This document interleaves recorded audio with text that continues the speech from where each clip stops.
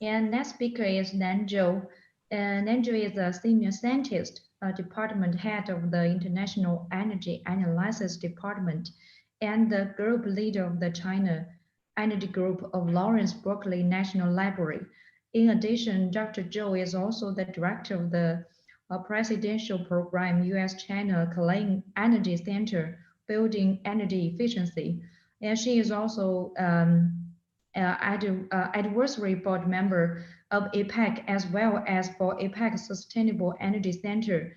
She is also selected to serve as a lead author for the chapter on mitigation and development pathways in the near to mid-term of the Intergovernmental Panel on Climate Change and sixth assessment report. And she received the 2020 RD 100 Award for the Better Tool and is also the finalist for 2016 C3E Awards for Mid-Career Women's Leadership and Achievements. And she will give us a speech focused on the journey of Unthinkables. And let me share her recorded speech, okay? Can you see? Okay. Hi, everybody. And today I'm very delighted to be invited and as one of the female scientists to just talk a little bit about my experience and in conducting research and science in the energy efficiency field. And I will touch on a little bit of my life journey and where I thought and our turning point, and that may shed some light into your future career or your life.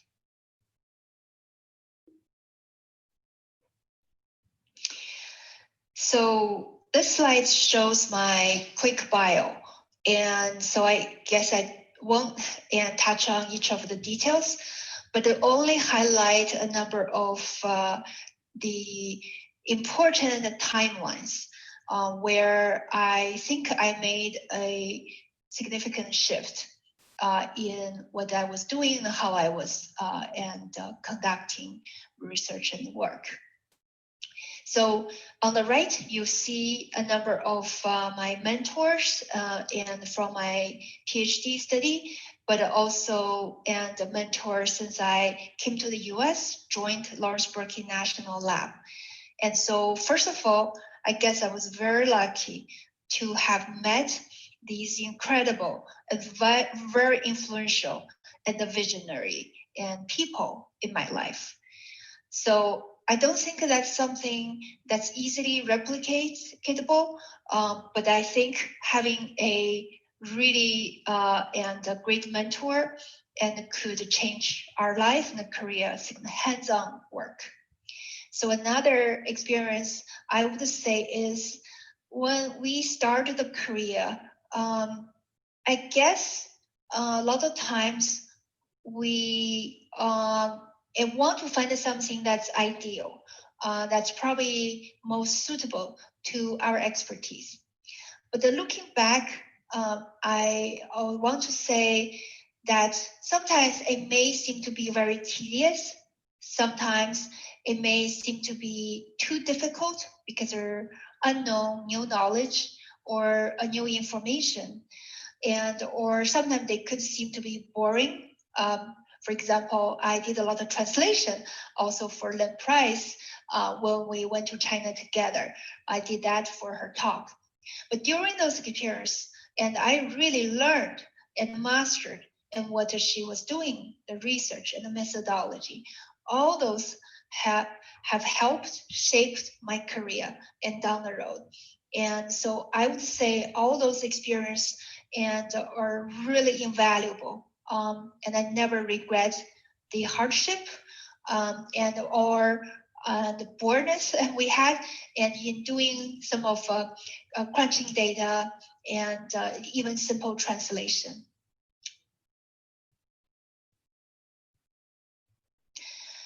So here are more career milestones and highlights. I don't want to go into details of each one, and you can get a sense. But I do want to mention another incident that, and also, and I did not think I was able to do that job, but I did in the end. So that is this U.S.-China Clean Energy Research Center, building energy efficiency, and this is a bilateral program initiated by the U.S. and Chinese president. In the beginning, it was Obama and President Hu Jintao, and then later it was renewed by President Xi and Obama, and for another 5 years, so it's a total of 10 years. In the beginning, I was serving as a deputy director to my former mentor, Dr. Mark Levine, who was a director. I saw him and briefing the secretaries of the energy, and then also brief Minister of Science and Technology of China, and very high-level leaders in both countries. And those are very important and high-profile meetings. So 2 years into the program, when he announced that he'd stepped down as a director, and the Department of Energy came to me and asked whether I would like to be the director. I have to say I was very nervous and I lost sleep because simply I did not think I could do that kind of job. Briefing ministers, secretary, that's just a lot of pressure. It needs to be very technical. I don't know if I can handle the questions. But looking back, it's been 6-7 years since I took over the directorship of this important center. And I was able to brief the secretaries and also ministers and year after year. And I was able to make this program very successful. And so, we hear a lot of compliments on that. And so to look back, I think the key experience in making successful is that I certainly did not have all the knowledge in conducting all the technical work. I did not have the knowledge or expertise or experience managing such a complex program, and which include 25 or 26 collaborators from universities, research labs, but also industries. A lot of big companies and multinational companies are part of the program. And so I organized an advisory committee. And so I solicited everybody's suggestions, advice. I listened to those. And I guess I was able to put those together and really listen to what they all had to tell me. And there, in the end, together, I was able to create some mechanism, and I can help ensure the success of the center and deliver and anticipated outcomes year after year. So being able to listen and ask for advice, and also criticism and constructive suggestions were critical in doing that particular job. So there are other experience, and I probably will skip today, and because short of time. So quickly go to the next slide. So there has been a number of highlights in my career, and as a kind of summarized here. But I want to really quickly note and some of the ones, and including a lot of U.S.-China bilateral program that I felt I have really contributed to make an impact. So besides the CERC, there's also eco partnerships, and there's also the U.S.-China climate and working group and smart city initiative that I serve as a lead for the secretariat. And I've also briefed and the Prime Minister Wang and from China, but also head of the trade representative and other Secretary of Commerce in the U.S.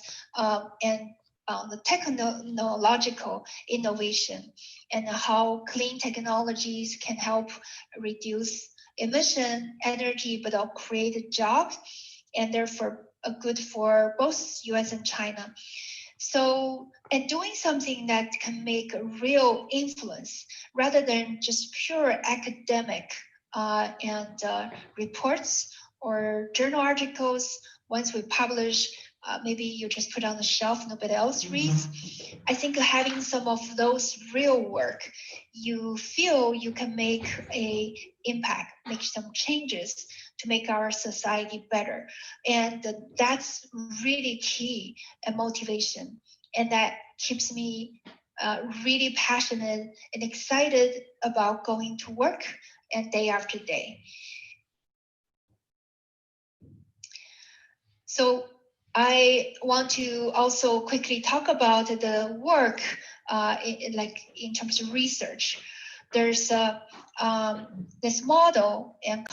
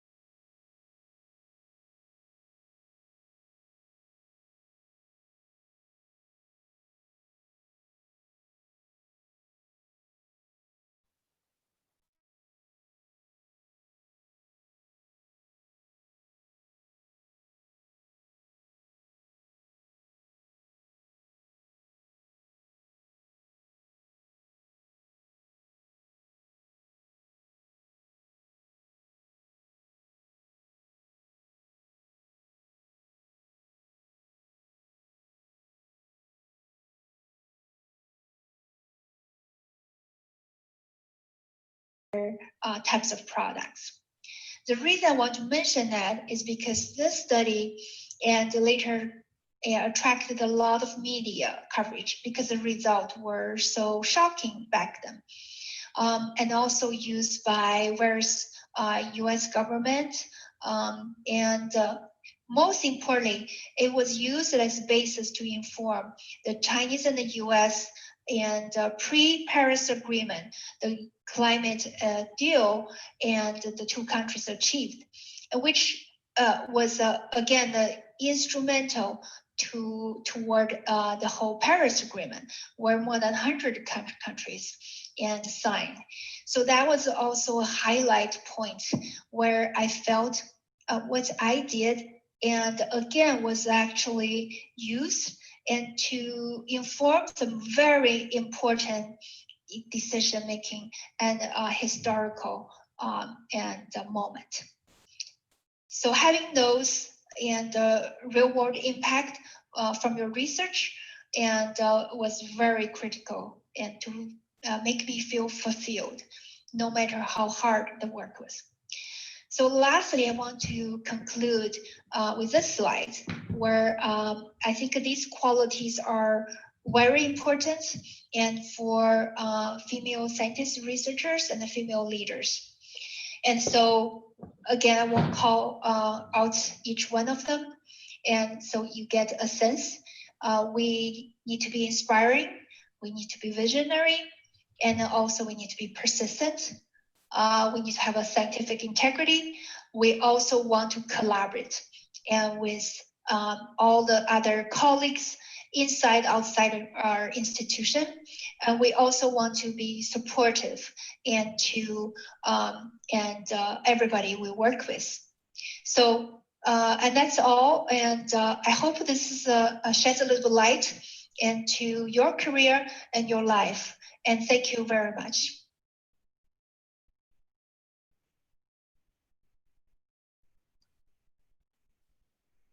Okay, thanks, Dan, giving us the wonderful speech, especially combined with her own experience. I believe everybody can benefit a lot from her